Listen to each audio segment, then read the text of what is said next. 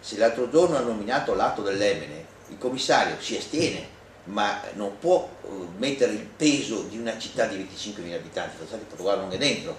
Se dobbiamo discutere... Posso interromperti, visto che l'atto è un argomento piuttosto intrigante, no?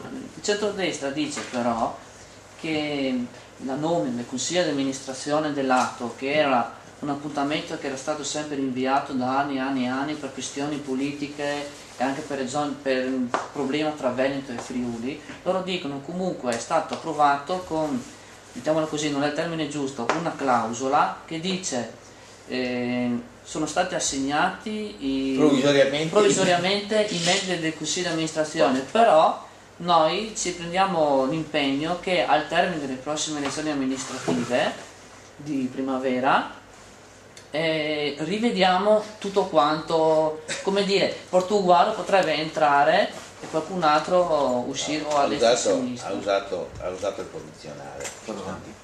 Ha usato il condizionale. Allora, facciamo una premessa. Abbiamo aspettato 2 anni, non per responsabilità nostre, si potevano aspettare anche 3 mesi, secondo me. Dopodiché, poi non lo dici neanche te, perché lo dice tra l'altro Moreno Teso. Adesso arrivo. Potevamo anche aspettare 2 o 3 mesi. Il problema però è un altro. 1 anno e mezzo fa i sindaci, io ero presidente della conferenza d'ambito, hanno deliberato di convocare la successiva riunione una volta che avessimo avuto i pareri da parte della Regione Friuli e della Regione Veneto rispetto ai patti parasociali, che ricordo erano stati votati dalla conferenza, quindi da tutti i sindaci e da tutti i consiglieri e da tutti i consigli comunali.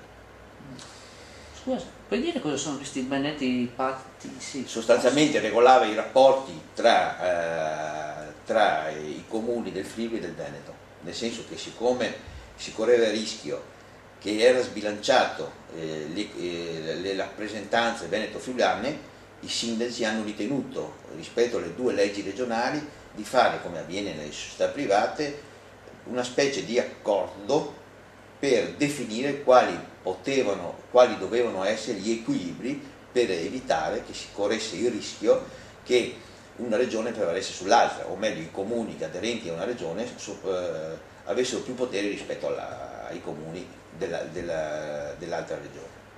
Ma al di là di questo, mentre la Regione Friuli 1 anno e mezzo fa ha mandato il parere negativo sui patti parasociali, la Regione Veneto non l'ha mai mandato.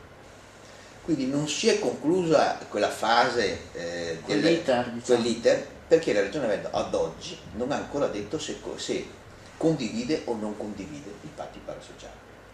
Qui faccio una parentesi. Igor Visentin, sindaco di Tornaggiore, presidente della conferenza dei sindaci, dice: ma adesso rifattiamo i patti.